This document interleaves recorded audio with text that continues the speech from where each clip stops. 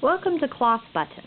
I really enjoy these. They're a lot of fun. They're really easy to make. I've taught at least 3 classes on them now, and I thought that since I have a little bit of time, I would take some time to teach a small tutorial on YouTube.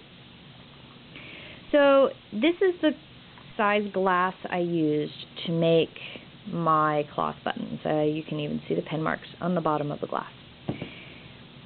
These are 100% linen fabric. This is, I believe, Autumn. I got it from fabricstore.com. Fabricstore.com. I love that place. If I were making them for my current project, I would use this gold pearl cotton, but because I wanted you to be able to see it easily, I'm going to do it in a contrasting color. I have already waxed my thread. This is the same weight pearl cotton. I got it at Joann's.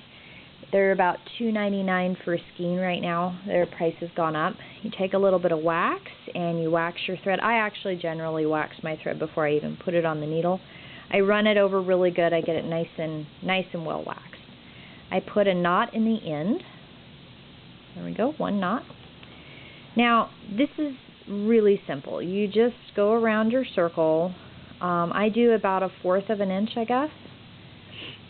I leave myself a little tail at the end. I've seen tutorials that don't. That's fine. I have just found there's a few neat little tricks that I do with mine that I like to share. I'm all about sharing tricks. If you have them, share them. There's no, in my opinion, proprietary knowledge in this kind of stuff. I guess everybody has their own way of looking at things. So this one had a little bit of a fold. I just kind of ignore the fold and I just keep working around. This is the inside of your button, so that I don't worry so much about it being even per se. Some people are a little bit more particular than I am. That's okay. So I have my end here and my end here. I just gather my ends. I kind of wrap them around my thumb, kind of like that. So you have like a thumb thing there. So I try to make sure my gathers are relatively even around. They don't have to be perfect. I make sure that I can puff it out, stick my finger in and puff it out a little bit, and then I start to press it down just a little bit. Pull my gather again, just so that I can even it up. And this is the part that I don't ever see anywhere, but I like to do it. I take my 2 ends and I put a knot, and then I cut off the extra bit. And so then if I put my button down, my current gather is not going to disappear. And I don't know how many of you have cats, but I have a cat. And even though he's fairly good about staying out of my things, occasionally he decides one of the things he's going to play with is there. So I try to find tricks that if I'm at a stopping point in a project, things that I can secure it with, that if he does get hold of it, it doesn't ruin it. Okay, so I'm moving on to the second portion of the button. I'm going to gather again. And I have made my little pocket and then I flattened it out. It's just a finger press. I've gone to the extreme of ironing these before, and by the way, that is completely pointless. There's no use in doing that. You're just fiddling with it and it doesn't really make a difference in the end product of your button. And excuse my stuffy nose, I've got a kiddo who gave me a cold, so I might sound like I have a little bit of a stuffiness going on here. So you move around your button. I do try to keep my stitches kind of small in this process. I do notice that the bigger your stitches, kind of your button gets kind of a squee-jawed look to it. So I've gone all the way around.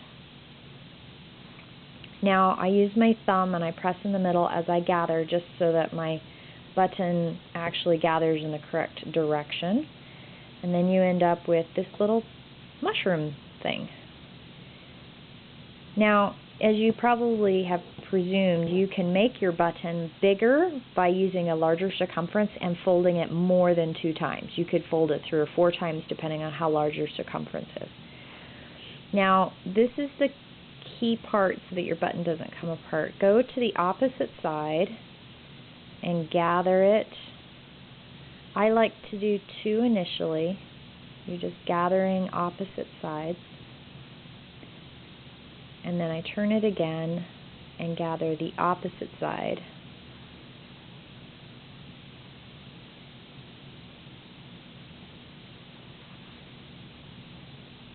And I do that twice.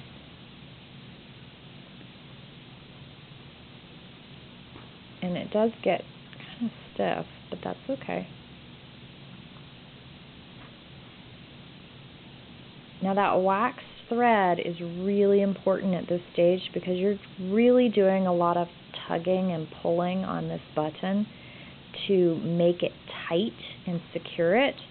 And if your thread is not waxed, a lot of times at this stage your thread breaks. I have also found that you can use regular sewing thread to make cloth buttons, but I'm going to caveat that with it needs to be very well waxed, and you really can't pull on it as much as I'm pulling on this, and it will not make as strong a button, and you will end up probably having to use a stronger pearl cotton or silk or upholstery thread to create the shank, which is built into the button if you just use the pearl cotton like what I've done. Now I have also used a heavier silk or heavier linen thread that's very much like this pearl cotton, and they work as well, but again you need to wax it. So I've gone back and forth. I've created this little nub at the bottom and a shank that I can sew it to a garment, and here is my cloth button. And it's a little squishy because I like to have mine have a little squish to them. Some people like theirs much harder, which makes a smaller button, which is fine. At this point, I have seen people, they have made enough of these that they've gone back and created designs on the end of their fabric, like small embroidery pieces, and then made their cloth button, and they have pictures on them, and that's always lots of fun. You can do anything you want with the cloth button. You can use them on pants, doublets, shirts, dresses, coats. You can also stuff them if you want to. I like the plain cloth button all by itself. Makes it so it matches anything that I've made with that fabric. I can make them any size. So now it's your turn. Have fun!